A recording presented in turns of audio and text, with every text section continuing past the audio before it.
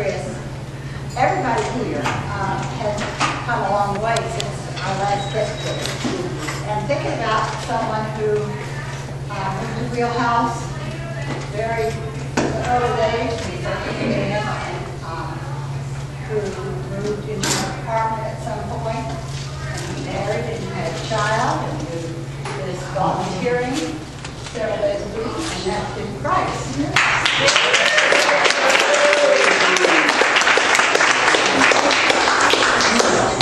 And she also was the first one who confirmed that she was coming.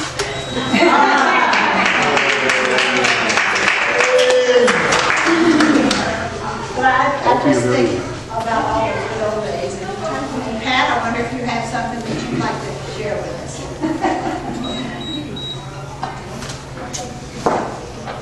That laugh was like the cat that swallowed the canary.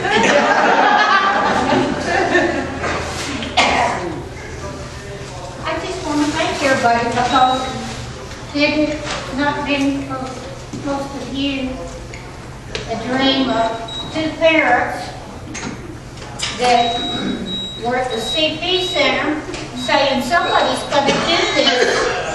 Somebody's going to open a house. We looked around, nobody else. And there was nobody there for us. And so we looked at the CP Center, which was originally started by a couple of parents, and said, they could do that. With the help of God, we can do this. And a lot of good people and a lot of good husbands. Who maybe didn't believe in us totally. How did HRS feel about the two of you doing this? They thought it was great, but they wanted to tell us what we had to do. And the philosophy of Wheelhouse that it was born under is that it was God's work and God would provide. Now, we certainly welcome input from ABE, and this was before Eric's days. But I got to tell of one miracle that I have told people through the years. Wheelhouse lived on contributions of good people and a $10 a day at that time from the state per resident, $10 a day. And we had promised bed that was going to come open to a man who was waiting for it. And if people that were at developmental services at that time, like that wasn't the name of it, and I guess that's not the name of it now. I can't keep up with the names. Told us, no, we have someone at some land that we're ready to move out that you have to take. We said, no, we're not going to do that. We've already promised it to somebody else. And they said, we know that you have to have $1,000 by tomorrow. Story repeat. And they were right. We had to have $1,000 by tomorrow. What was your bank account right then? Probably 10 cents, I don't remember. But it was basically zero. And they kind of snidely said, well, we'll see what your God will provide or do. And we went back to Wheelhouse, and 2 hours later, someone knocked on the door, and a lady came in, and she said, you know, I have this old cable that's been sitting in my house for a long time, and I don't have any particular value to me. And somebody just told me that it was an antique, and they bought it for $1,000. She gave it up.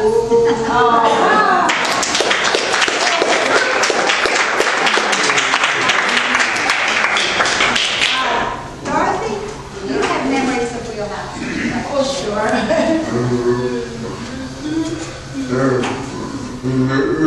She's got her notes, folks. Well, just some names. Take a seat. It's such a wonderful opportunity to be here with everybody. Some I knew, some I did not. But When I first got into Wheelhouse, I had no idea what I was getting into. And actually, I was on a weekend here, and I put in an application. A friend had given me an application, and I put it in, and I said, I do whatever is needed. I didn't know what I was applying for. So I remember taking my application over to Wheelhouse 1, and everybody came out, including Mr. Michael here, and they wanted to know what it was about, and I told them, and then they courteously told me, oh, you have to go over there. But when I was on my way, I told my husband I wasn't sure if I wanted to work at this place. I had no idea what it was about. But I met Molester, and Molester had the biggest, sweetest, most strongest smile. And I went back out, and I said to my husband, I think the Lord wants me to work here. And he said, so fast? And I said, yes, the people are just awesome. My history has been a teacher. So I've never worked with people with developmental disabilities. But I put my application in, and I was going to be leaving in 2 days. And Candice Mills was supposed to be interviewing me, but she was not available. I think she was on leave or something. And Pete, a wonderful lady, called me and she said, how long are you going to be around? And I said, well, I'm leaving tomorrow. She said, could you come in for an interview? The lady's supposed to interview you. She's not here, but I'll interview you. And I went, and you know, she's like, so why do you want to work here and not with your brother-in-law who also had another business in Lakeland? And I said, it's not good working for family. I'd rather work with somebody else. And on the premise, she hired me for anything that was available. So I started to do personal care. And the first day I got some training by Michael, and the second day somebody was out, so I was left on my own. And Michael was saying, I will with you. So I decided I was going to try it on my own. And those of you who know Ron Yeager, I decided to take up that challenge. I said, okay, Ron, I will give you that if you tell me what to do. And he said, but you've never done me. I said, I watched Michael yesterday, and I know you know how to take care of you. So you're going to tell me. And he did. And then Michael missed me, and he came running all over the place. Where's Dorothy? Dorothy, where are you? And I said, I'm in here. And he said, what are you doing? I said, I'm bathing Michael. He said, oh, no, you, Ron Yeager. He said, no. And by then I finished bathing Ron Yeager and got him back in the chair. And he said, how did you do it? And I said, well, he trained me. And then I recalled having taken care of Michael over here. And I remember Michael saying to me, Dorothy, I won't break. I guess I was just handing him to him. And he said, I won't break. He said, I am just like a normal person. I just can't run around and do everything like everybody else. But I think like a normal person. And I'm a normal person. And I said, okay, Michael, thank you so much. So there went my training. And I moved through the ranks at Wheelhouse. And I enjoyed every moment of it because I met wonderful, wonderful people. I remember the first time Joe went on the bus. He was going to visit a girl at the Lakeway Apartments. And he wondered how he was going to get there. He was very despondent that morning. I said, well, you could ride the bus. He said, but I've never ridden the bus. I said, okay, we'll call the bus, come to me, and we'll have them pick you up. And so they did. And he went, and Joe got back in the afternoon, and I said, hi, Joe. How was your experience? How was your visit? What did you eat? He said, oh, I rode the bus all by myself. And that was what was exciting. Not the visit, but the fact he was able to get around all by himself. And I recall on one occasion where we had someone, a speaker, come in to talk to the clients. And he said, I don't don't know what to say. And I say, well, they speak to them like normal people. And he said, but I want to understand. And I said, sure you will. I don't know what to say to them. I say, speak to them just like you'd speak to any other dog. At the end, he said, I can't believe this. These people are smarter than I am. I recall taking John Satterwhite for an interview. And they looked at me and they asked me questions. And I said, you can ask him. They said, but he can't talk. I said, sure he can if you allow him to. He will tell you what he's here for. Well, you know, he didn't get the job, but I think he didn't get the job because they thought that John was not able to work. But he surprised them when he answered other questions. But I think they were more scared than anything else. And I am so proud to see now that John has been working for years, and mostly, and I run into him every once in a while. It has been such a great pleasure working at Wheelhouse, and it made me my start here. And I have great respect for, and will continue to have great respect for, people with developmental disabilities. And it has helped me to have the students I work with, because every day I take time to teach them that they need to not laugh at people when they look different, or speak differently, or act differently. Because we never know what we're going to be like, and we never know who we'll have like that. And that those people are special people too. So I've been able to transfer that into the classroom. And thank you, Pete. Thank you, Dorothy. And so where are you working now? I'm at Southwest Elementary. And I work with my dear friend over these many years, Carla. She's my secretary, but I plan to find her every now and then. And you know, the interesting thing was that I went to Southwest before her, and then one day I saw this thing that Carla Page Calver will be joining us as guidance counselor. So I left a note and said, welcome. See me in room so and so. And I had no idea. And she had no idea. So then I saw her in the book and I said, I welcome you here. And I left you a note and you did not even show up. And she said, oh, Dorothy. It's a small world. Yeah. Love you all, everyone. And just be strong. And we know that, you know, there are some people I wish I could see here, but they have moved on. And, you know, it's just a road for all of us. And we just have to cherish each moment and be thankful that we are here and can breathe and enjoy the moment, whatever is left of it.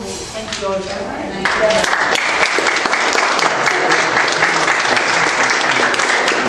Dorothy, one thing he said, Michael Daniels is just a normal person. Yes. As long as that person is a male American teenager, you got him.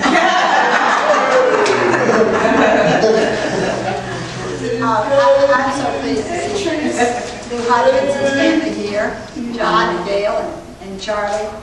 And we miss Lou terribly. She died in July. And we just, her spirit lives with her. I used Lou's address book to find many people. She had phone numbers that I would not believe. So that helped a great deal. We miss her. But it's nice to see families. It's nice to see all of you. I can remember Tim Blindmeyer, who was at the Cerebral Palsy Center when he was about 3 years old. And he saw the notice in the paper, and he and his mom were here, and Millie, his mother, cooked at Wheelhouse for a while. So we have lots and lots of memories to go back to. And we're just sorry that, Michael, you got here late, but you got here. That's good. I wonder if anybody else has anything you'd like to share. Yes, Debbie.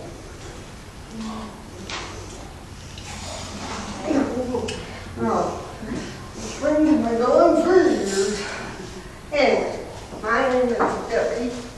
When I came to Wheelhouse, it was Debbie 12. I came before in 81 with friends from Pennsylvania who have lived here in Lincoln, and they knew Pete Wesley, and they wanted me to go to Wheelhouse.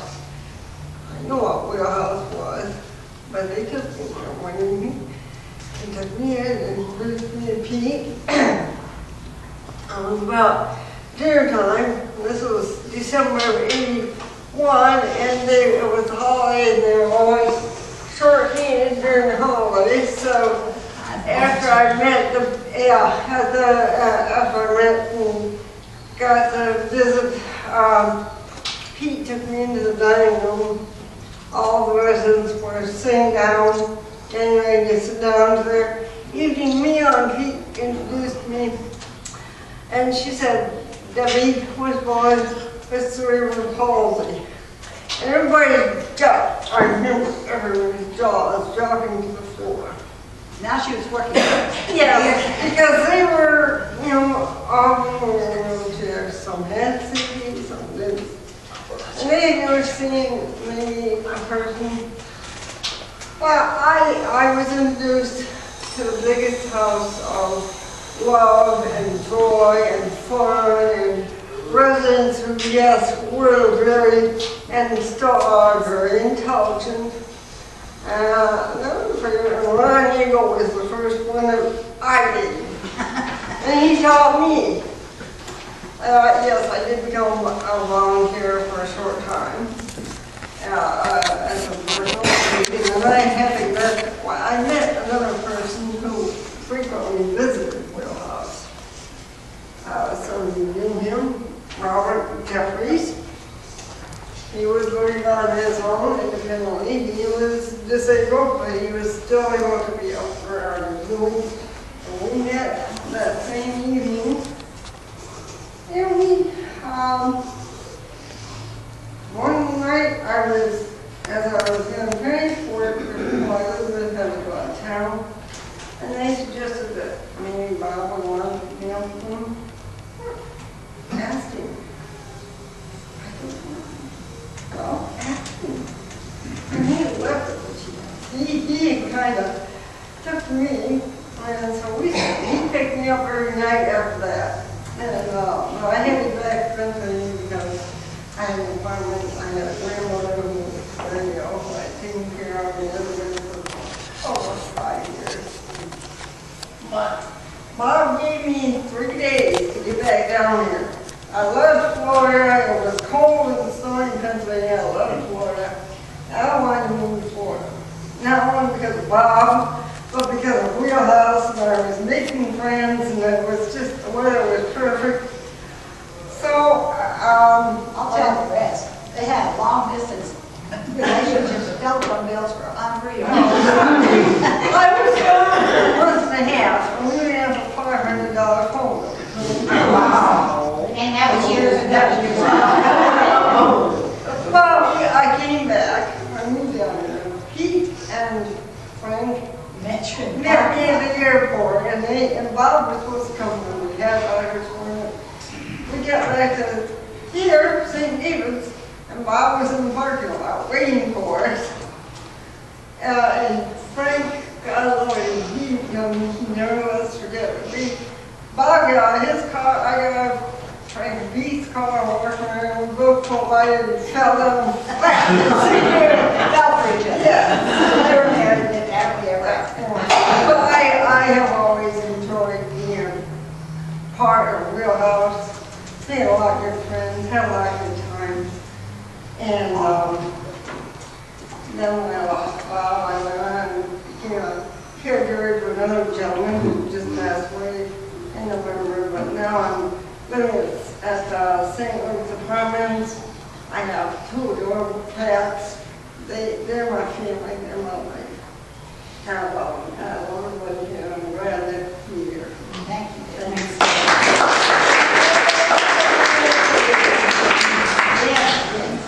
I have so many different memories. But when I worked at Wheelhouse, yeah, I'm gonna bring some of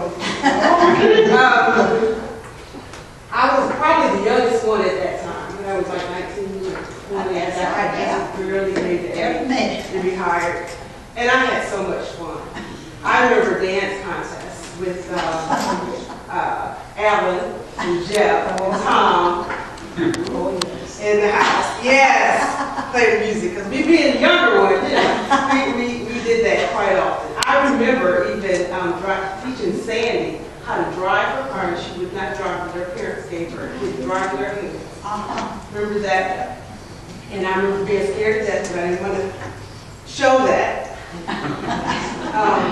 The parents really wanted her to drive the car, but I remember praying a full And I also remember Michael, Darren and Michael one time to call this radio station. Remember Alicia K, WDRQ at the time, to answer one of the trivia. Of course, he knew the answer. And I said, who's going to call? I'm going to call. I'll call. He said, you won't call. And he actually got her to come to Wheelhouse and gave us all free prizes. I mean, it was unbelievable. We couldn't believe it. This is probably the most famous radio station that there was in Tampa. Yeah. After that one time that I called her, Alicia and I became really good friends. Really good friends, and she would work the radio station by herself on the weekends, and I would call her and we would talk for hours. We could barely get a call in, and you just made friends with her. Well, I would have to say that it's probably, I would say still, one of those places, one of the jobs I had, I didn't really feel like I was working because I got really close with all the residents and everybody really close to the point where we visited each other, and I would take some of them to my house and go out. My daughter Amanda, I remember Leslie Goodchild would ride Amanda. She was tall, maybe 2 years old, on her lap, right around the house.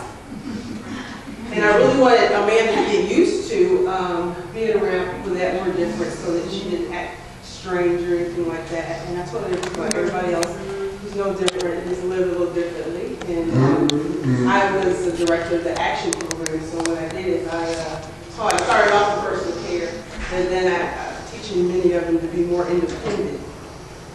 And I remember at Upward having wheelchair driving classes, and I made up these little licenses, laminated them, and so when they passed, I would give them these licenses, and we would go out in the community, and I would see exactly how well they were driving the wheelchair.